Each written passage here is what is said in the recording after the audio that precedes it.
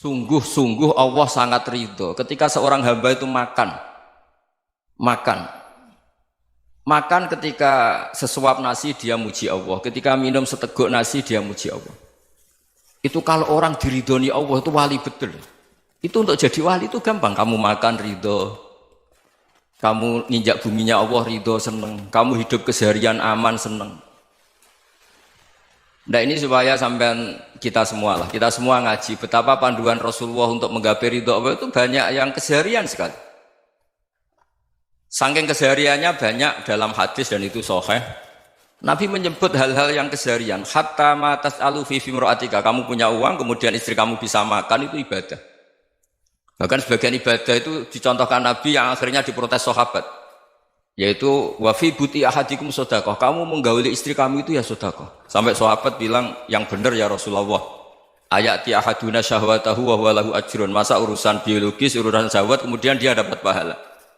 Nabi menjawab, alaysa lawadu'aha fi haramin akana alaihi wisrun. Bagaimana kalau dia meletakkan ke yang tidak benar itu kan dosa.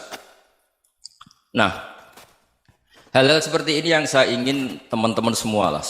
Saya juga agak ingin ngaji demi Anda juga agak ingin. Itu dosa sekali ngaji kok pesanan kelompok tertentu itu enggak boleh. Islam itu untuk semua. Jadi ya cuma karena di depan saya jenengan ya seakan-akan jenengan korbannya. Itu ada ilmunya dalam usul fikih itu. Jadi orang itu harus ngaji usul fikih.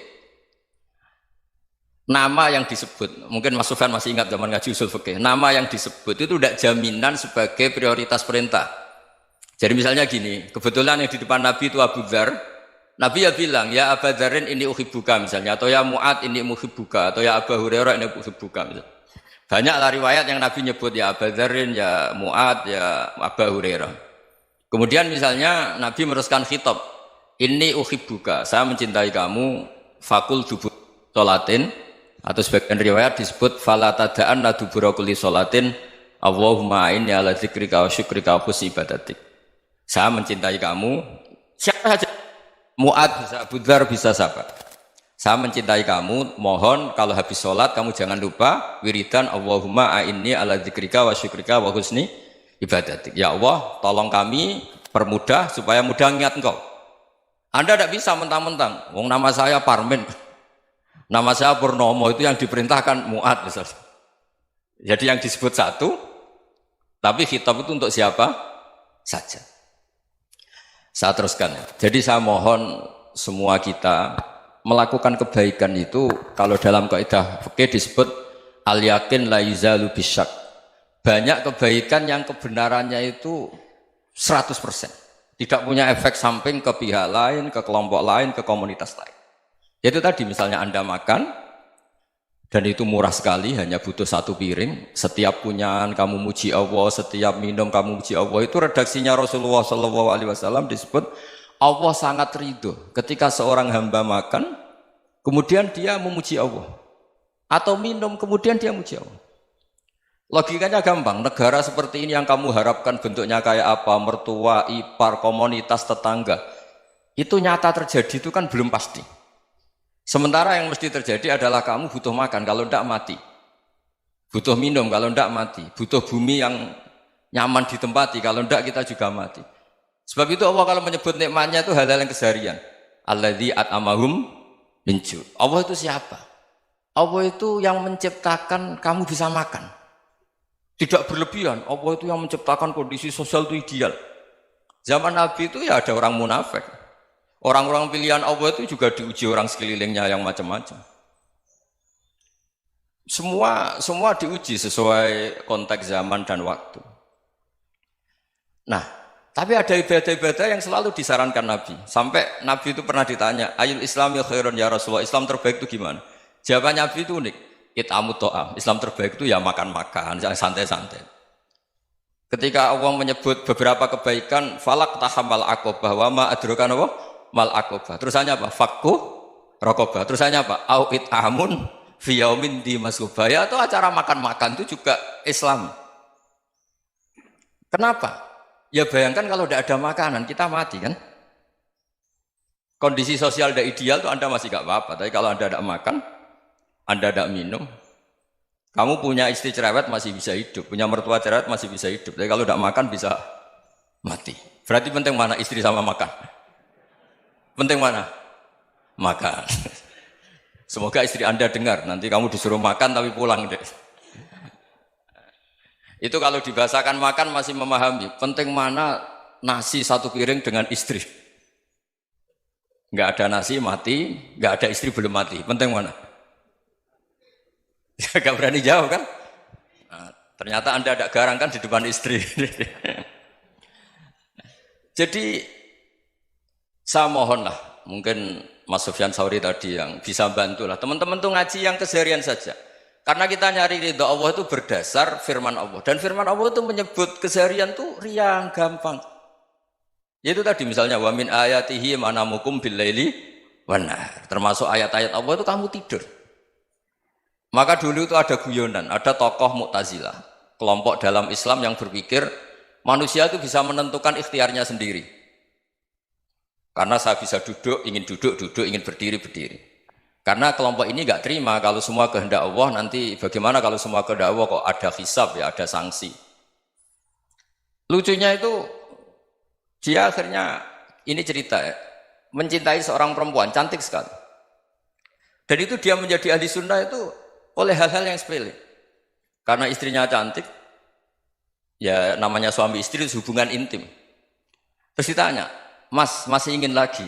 Masih. Silahkan diulang lagi. Wah ya tidak bisa. Katanya manusia bisa menentukan yang diinginkan.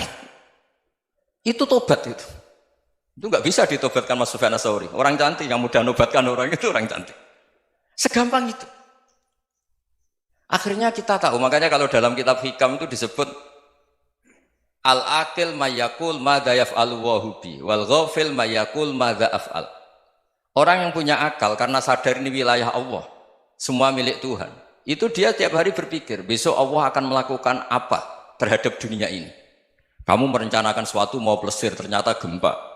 Mau wisata ke Rusia, ternyata perang. Kamu tidak pernah tahu apa yang akan terjadi besok. Wa ma tadri nafsum madza taksibu ghadan. Tapi anda semua kita ini sering punya jadwal permanen. Makanya saya kalau diundang siapa saja, sanad takdir. Yang jelas Gus ini acara penting. Ya masih acara penting nak pangeran ngersakno piye? Kok ape dadi pangeran? Kamu kok mau jadi Tuhan? Itu kadang ya kiai. Penting Gus acara ini jenengan harus memastikan bisa. Loh kamu itu yang ngajarin tauhid, sesuatu itu biadillah kok bilang-bilang apa pasti. Kalau maksa terus tak tobatkan loh kamu kata saya itu. Ya kalau gitu Gus bilang insya Allah.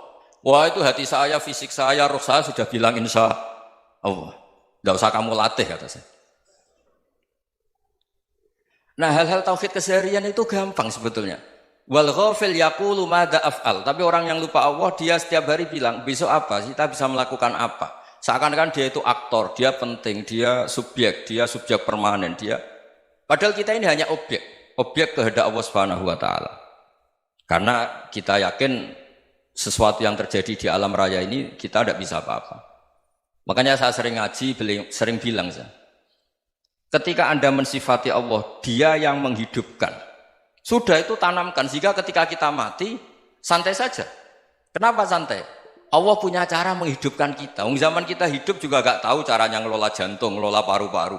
Kamu juga gak tahu ngelola oksigen yang tidak beracun, tidak mengandung polusi. Tahu-tahu hidup. Gak ingin tua ya tahu-tahu tua, gak ingin mati tahu-tahu mati. Selama ini kita hidup juga gak tahu apa-apa sebetulnya. Hanya gaya tok, punya jadwal, punya planning. Kalau kamu bisa menentukan pilihan Anda, pasti Anda istrinya cantik, 4 neriman semua, qanaah semua. Nyatanya enggak kan? Ada 1 jelek, cerewet. Oh itu kan, nyatanya enggak bisa apa-apa Anda kan? Dan kamu bawa mati lagi. Itu kan istri Anda juga gitu, punya keinginan, punya suami yang ganteng, yang jabat, yang neriman, yang enggak poligami. Ya enggak kesampaian juga. Kalau kita ngitung tingkat kegagalan kita itu gagal terus. Ya kan? Nah, terus ingat Allah. Madza yaf'alu wa bi. Orang yang punya akal selalu berpikir Allah itu menghendaki apa terhadap saya. Lalu sama-sama orang ngelihat orang yang serius. Itu kata Anda itu pemikir berat, serius. Senang punya tokoh yang merengut tuh, karena kamu anggap serius. Tapi sebagian orang nganggap orang yang serius itu wong merengut, wong masam, wong muka kok ditekuk. Jadi sama Itu hati ya muqallibal qulub tsabbit qalbi ala dini. Karena kita enggak tahu cara berpikir kita tentang orang lain, tentang sekeliling kita. Misalnya kita orang baik yang jenis ngrumat fakir miskin. Ada orang bangun masjid mewah itu janggal. Apa artinya masjid mewah kalau banyak orang kelaparan? Tapi kalau yang jenis pendidikan apa artinya masjid mewah kalau tidak bisa ngaji? Nanti yang jenis infrastruktur apa artinya ini kalau semuanya punya sudut pandang yang berbeda-beda. Dan Islam mengapresiasi semua kebaikan. Tapi katakan semua kebaikan itu adalah kehendak Allah Subhanahu wa taala. Karena apapun baik Anda itu pakai fasilitas yang diberikan oleh Allah Subhanahu wa taala. Sehingga ini yang disebut qulillah tsumadarhum fi khawdihim yal'abun. Ya kembali tadi ke tema-tema bahwa keseharian Anda ini sudah Islami. Saat Anda tidak bisa melakukan apa saja. Saya sering ada jenazah, biasanya kalau tetangga meninggal saya sering disuruh ngelepas.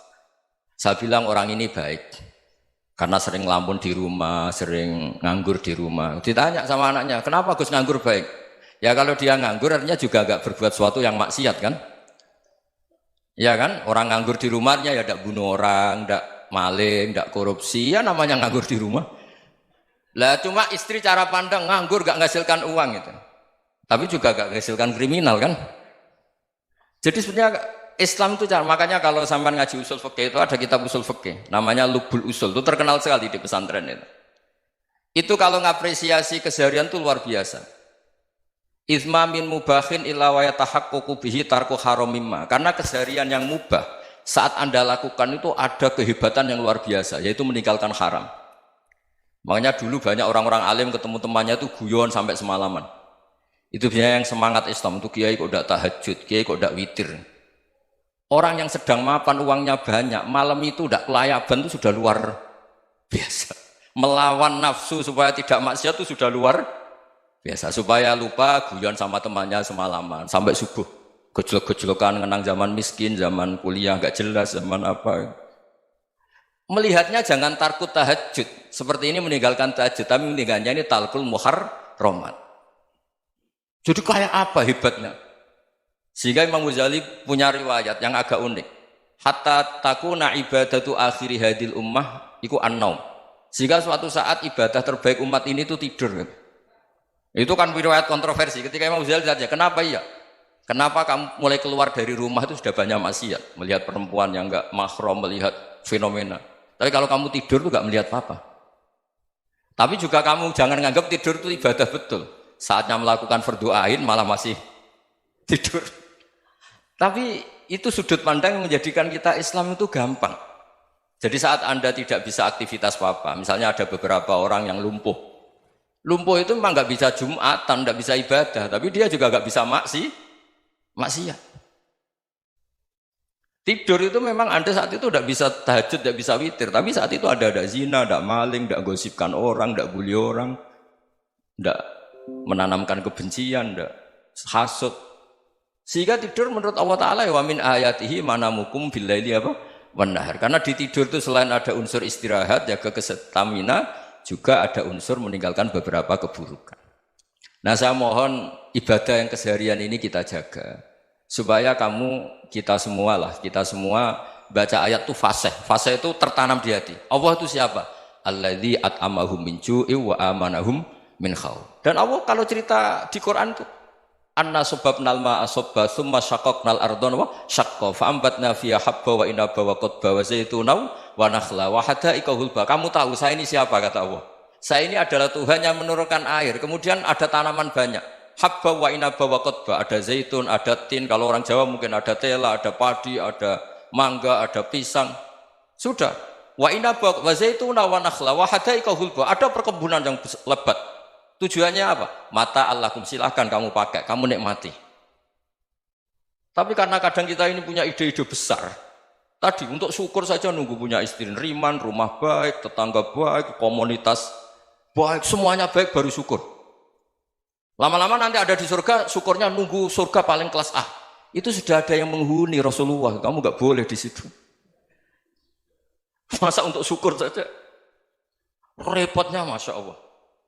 Jadi mohonlah Quran yang kalau Anda hafalkan juz sama itu kan ada ayat-ayat yang kayak tadi. Ya, fal yang dzuril insanu ila ta'ami. Coba lihat. Apa yang kamu makan ya? Dari mana? Dan untuk mempertahankan hidup kamu keseharian. Jadi jangan kira ibadah itu harus membentuk komunitas yang versi Anda. Ibadah itu harus hal yang mulu-mulu. Kesehariannya Anda alami. Loh ini saya tidak bikin-bikin. Saya ngaji bukan karena berdasar pesanan.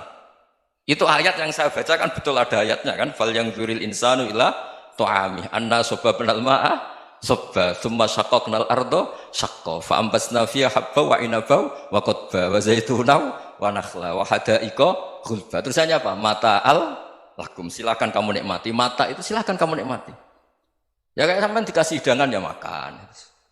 Ya sudah makan, habis makan ya minum, habis itu ngantuk ya tidur. Ya sudah normal-normal saja. Kayak apa indahnya Islam? Tapi Anda mencari Islam yang gimana lagi? Nah itu yang diajarkan guru-guru kita, diajarkan sanad kita sampai Wali Songo, sampai Rasulullah SAW. Bahwa pada akhirnya ada jihad, ada perang. Itu dulu memang perang, bukan membunuh, beda. Dulu kita dijajah Belanda ya perang, dan itu normal karena kita dijajah. Jadi ketika orang lain ingin baik sama kita, wa in ahadum minal musyrikin astajaruka ya fajirhu hatta yasma'a kalam Allah. Kalau mereka ingin baik ya kita baik. Makanya ada istilah mustakman, mu'ahad. Kalau mereka ingin damai, berdampingan dengan kemajmukan ya itu yang lebih baik. Karena memang Islam menghormati proses perdamaian. Wa in janahu lis-salmi ya fajnah lah. Kalau ingin damai ya kita harus